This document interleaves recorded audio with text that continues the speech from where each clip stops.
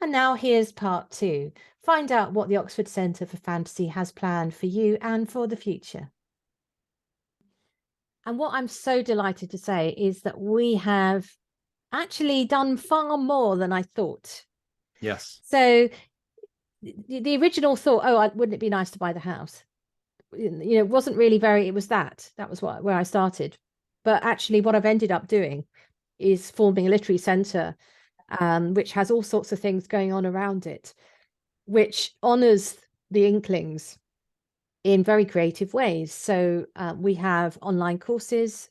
There's a 6-week course which is a introduction, and that is with other writers and editors that give you a sort of groundwork. And then there's a online novel in a year course which has been running for over a year. Well, a couple of classes have gone through that, again with other tutors, not just me. Not a one-man band on that. I've got a whole range of tutors who join me on that, with the idea of holding somebody's hand as they go through a year of producing a fantasy novel.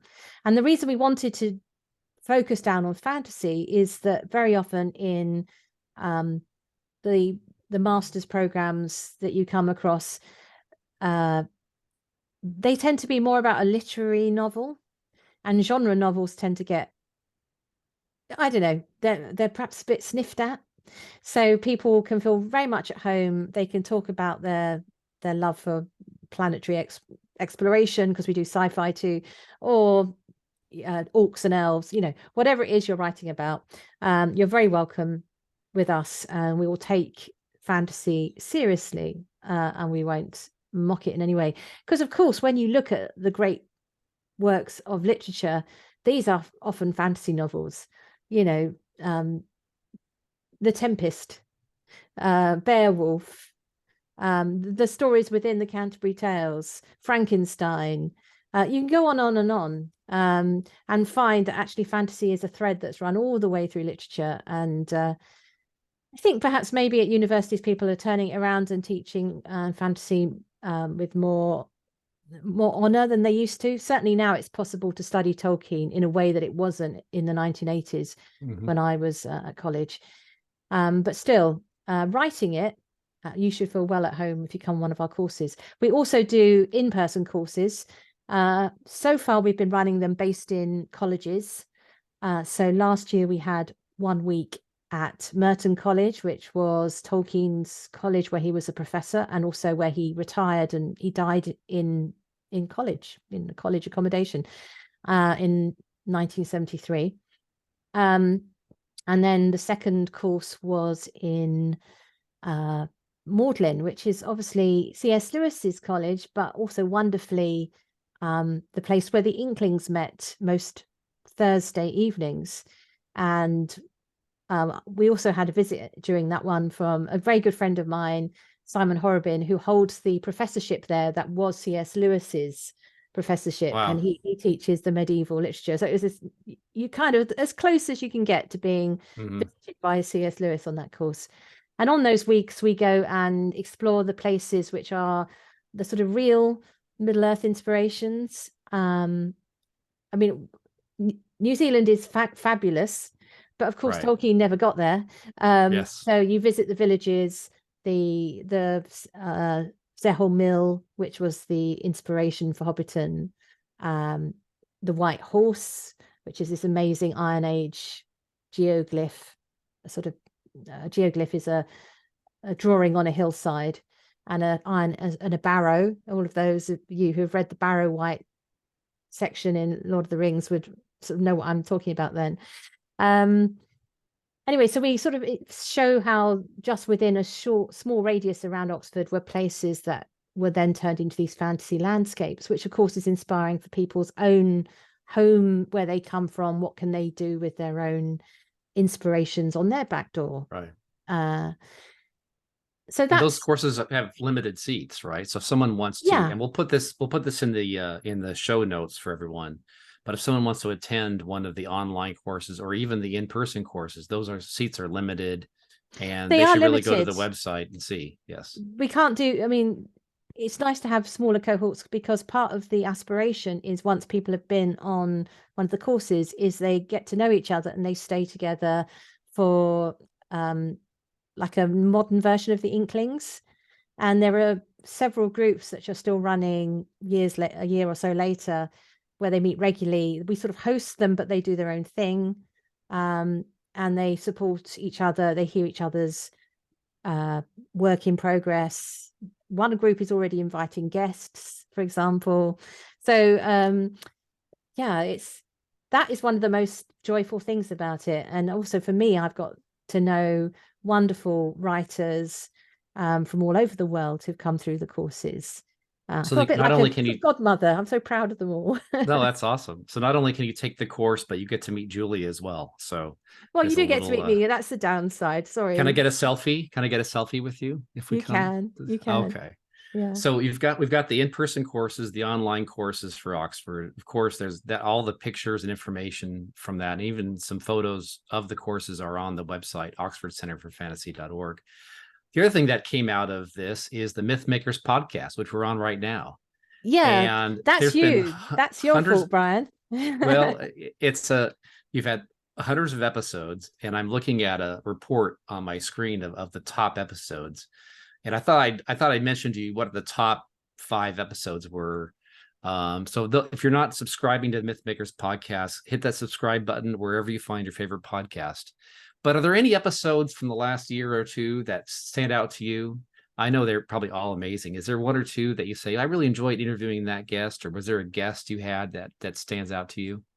Yeah, so I did a run of interviews with some um urban fantasy writers. I feel a bit mean picking them out, but I mentioned one. So there's a writer called T.A. White, who writes a number of series, and I'd come across her just through, I think, reading her on Kindle, and then following her audiobooks. I hadn't realized until I met her, she very kindly agreed to come on the podcast, just how fascinating her background was. It's one of those times where you meet someone and, having read their books, you think, right. Because she turned out to have been a service person who had served in Afghanistan. And I suddenly realized that the number of her heroines have this background, that they've had war experience. And it's reading her work very different from reading somebody who hasn't experienced it. She's very good at the relationship between the equivalent of the troop or the soldiers. So they might be vampires, or they might be dragon riders, or they might be sort of pathfinders or somebody in, there's one, the Firebird Chronicles, which is a space story. They're very different, but there is this thread. So for me, that was a complete delight, because I thought, now I know, now I understand. So I recommend her books, and as I do the Lisa Edmonds and the many other people I talked to in that little phase of talking to authors.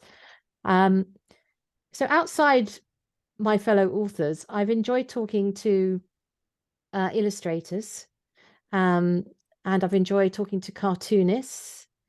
You put me in touch with a couple of cartoonists, Butch Hartman, who does the Fairly Odd Parents, and of course who could forget the creator of, one of the creators of Scooby-Doo. Right. Yeah. Remind me of Squire Rushnell. Squire Rushnell. That's right. I was having Yeah, a senior moment there. That's right. And it's having someone who was involved in the creation of something quite so iconic was amazing. Yeah. So I've really enjoyed ranging outside the writers to talk to other people. I'm always looking for suggestions for guests, and we always reach out. If someone sends in a suggestion, we then do reach out to people. Right. Yeah. So if you as a listener have an idea, please send it into our website, oxfordcenterforfantasy.org. And Julia does see every comment that comes in, and she'd love to do that. But here's a couple. I'm looking at the top 10, and this is in just by downloads and listens. So interesting. the Andy Serkis episode about the audiobook of Lord of the Rings is our most listened to podcast in the history of Mythmakers. Then you did one called Oxford as a Fantasy Hotspot, where I think you laid out what Oxford means to you and why, and that was number 2 on the list of podcasts. And then the Rings of Power released from Amazon Prime, you did First Reactions, and that was extremely listened to. Everyone loved that one. And then the last one I'll mention is Things You Don't Know About Tolkien. That was yes. that There's was probably a lot in I the don't know top. too. Yeah. Yeah. So people love that, and then it goes on and on and on. But literally thousands and thousands of listens a week, and so I'm really thankful for those of you who listen. And if you don't subscribe, click that subscribe button and tell a friend. Yeah, we don't have any advertising on it, so you won't have to sit through, tedious adverts for, farm fresh food or whatever it is. Yeah. GoDaddy. Yeah. So Yeah. though they can give us some, we just Although, yeah, if but we GoDaddy would haven't like to gone that sponsor this route. We podcast, haven't that's gone right. that route. That's right. That's good. It's just straight. So It's definitely aimed at thinking about it's actually what the burgeoning of creativity, that's what it's about. Anything that sort of is sparking off ideas. So if you are a writer or thinking about it, it's also good to listen to the stuff from other perspectives, like the illustrators and the cartoonists, because I always learn something from listening to people sort of trying to produce something but in a different medium. Right. Oh, there's also one with a composer, for example. That's fascinating. Yeah. In fact, the most recent podcast episodes are about AI revolution, the role of artificial intelligence in graphics and writing. And so we won't give away those stories, but people can listen to those. Yeah, we definitely haven't got to the bottom of that one. I don't think anyone has, but we did try and approach it sensitively. That's, yeah. So what's next? Where does Oxford Center for Fantasy go next? Well, of course, the big thing that's happening is this year is the 50th anniversary since Tolkien passed away. It's also 60th since C.S. Lewis passed away. So it's one of those years. And so we are a charity, and we've got 3 trustees who kind of sit and, check we're spending the money where we should and feed in their ideas. And they said, well, what we'd really like you to do is set up a literary prize. So, and I thought, yeah, that's a great idea. So rather than just do, here's a lump sum of money, well done, I thought what I would really like to give somebody is a path to publication. And through my writing career, I've obviously got contact with quite a few publishers, and I knew that probably the best people to go to are those who actually can care about somebody on a smaller level. So you don't want to go to one of the big publishers because they're like supermarkets. You want to go to the corner shop equivalent. And I've been very impressed by the fantasy output of a London independent publisher called the Pushkin Press. In fact, they produced one of my favorite novels of the last 10 years called The Murderer's Ape, which is a middle grade fantasy with wonderful, wonderful illustrations. Highly recommended. Do go and read that. But Daniel Seaton, who I had talked to and reviewed many of the books that he's an editor on, I went to him and said, how about joining us for this year? And so we've set up a fantasy prize where there is prize money of £2,000, but really, I'm sure the biggest prize of it all is that you get to be mentored by the Pushkin Press, hopefully taking you so that you can go through it to be published at the other end of it. You can't guarantee that because it depends on how well that mentoring process goes, but there is a path there which can be trod if the person who wins this prize wishes to take, that's the real goal. And I would be so delighted if that prize winner then becomes a successful writer. That will be just, that would just be what we want to do. We want to increase the creativity in the world. I have this little talk I give about leaving behind a big creative footprint. We all want small carbon footprints, but we should all aspire to big creative ones. And I'd like to see somebody else's creative footprint grow because of what we have helped them to achieve. So on the website, in the very top menu, it says the Fantasy Prize. So go Yeah. to oxfordcenterforfantasy.org and You've got till the end click of May Fantasy Prize. to submit your manuscript. So that'd be the end of May of 23 for those. That's Here's like this after that. Yeah. oh, And I tell you 5 what, weeks time. it's amazing the amount of entries that have come in. So I'm really there's a lot of interest in this, and I'd say if you're interested in this, click Fantasy Prize on the menu and on the Oxford website, and you can learn more about that and get your entry in before the end of May of 2023. Yeah, everyone will have their sample read, and who knows? It's that thing. It could be you. That's good. So you've got a running topic in all of your podcasts where you choose the best place in all the fantasy world to do something. Yeah. And so for this podcast, since we're all a virtual team and I'm in New York City and you're in the United Kingdom. I was just thinking, Brian, before we do that, we should just explain who you are. So Brian isn't employed. He's not sitting with me in the Oxford Centre for Fantasy. Brian, you are somebody I go to for kind of the marketing and social media support. Really, you're much more than that, because we talk about ideas and all sorts of things as well. But the actual Oxford Centre for Fantasy employees are just 2 people. It's myself and my admin, Joyce. And then we thought this was the most economical way of doing it. And then we have a whole range of collaborators, like our tutors and other people. And Brian's team supplies us with the marketing and the publicity support.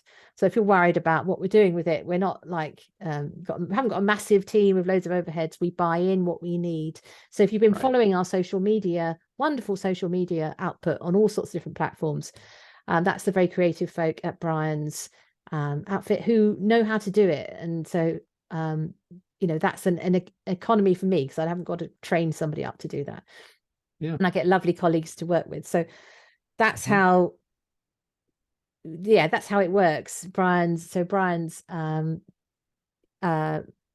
part of the team, but is not on the payroll in that way. We're honored to be part of service Oxford providers. That's the word, isn't it? That's it. But what an honor. And we like working with people we like, and so that certainly includes you and your team and your husband. And we have a global team of marketing experts in all areas of marketing, in traditional PR, digital PR, podcasting, video, etc. And so for those of you at home, what we do is we meet with Julia on a regular basis, a weekly basis, and what's happening, what's trending, what can we do? Oh, here's an idea. Mythmakers podcast came out of that. We're like, this is, people want to hear the behind the scenes. Let's make a podcast. That came out of this. But what also is so lovely is that because this was a COVID friendship, is that we've also managed, there was still a little bit of COVID around, but we did actually manage to meet. We did. And spent a day together in London just before Christmas, just over a year ago. And that was so great, because the Inklings are about friendship.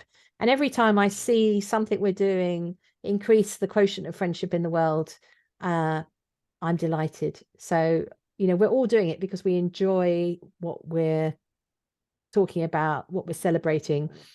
Hopefully people are also finding their writing and their other imagination skills are growing as part of coming on one of our courses. But the actual making friends of it is a huge part of what we do too. We're a little tribe of Tolkien enthusiasts. It's a good group, and you've got a very great accent. I like listening to you talk anyway. So my New York accent is not very interesting. So we have assembled a team. Yeah. And for those of you, here's who works on this team. We've got Oxford, we've got UK, we've got in the UAE, we've got a team member. We've got Tokyo, Japan, we've got a team member. South Africa, a team member. North Carolina, United States, a team member. even the California, the team member, and I'm in New York. So quite a worldwide team putting the Oxford Center for Fantasy together and collaborating. And that's really what it is. It's a great collaboration of friends and people who support the cause. So what is the best place in all the fantasy world to assemble a team? Yeah, so when I was thinking of teams, like, two immediately came to mind. So it's a bit like the Batman versus Superman thing, Godzilla versus King Kong. You could have a whole range of superheroes like the Marvel team, the Avengers, or it could be a Dungeons and Dragons team where you've got your wizard, your paladin, and so on. I'm not very up, but I've just seen the Dungeons and Dragons film, so that's why I'm thinking about that. But there are set characters for that kind of epic fantasy.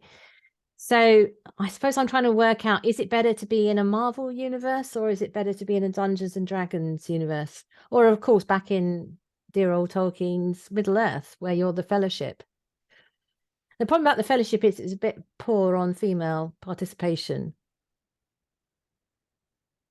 Well, I don't think he'd write it like that today, but back in he did then.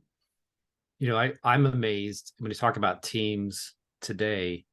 When I grew up, to make a call, you had to make a collect call, or you had to make a long distance call, and you had to get an operator on the phone, and you had to hit 0 first, or in the US at least, and you had to pay long distance. If you had to call another city, you had to pay by the minute. There was very complicated ways to even have a team. Here in 2023, teams are easier than ever. You can be texting, slacking, video, and all of a sudden borders and time zones are almost non-existent.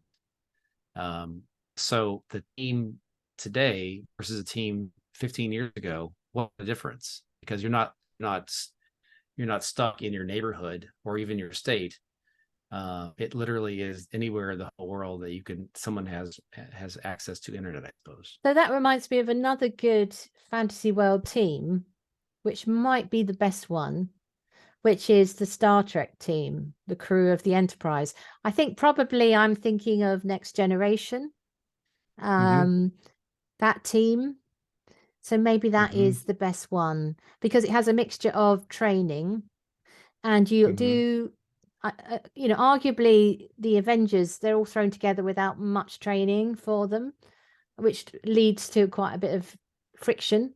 And so when they're saving the world for the 50th time, they're not always on the same page, whereas on the Starship Enterprise, they are saving the universe for the 100th time. They do seem to know more or less what they're doing as a team. So I think probably my vote for where is the best place to form a team in all the fantasy worlds, it might well be the Star Trek universe.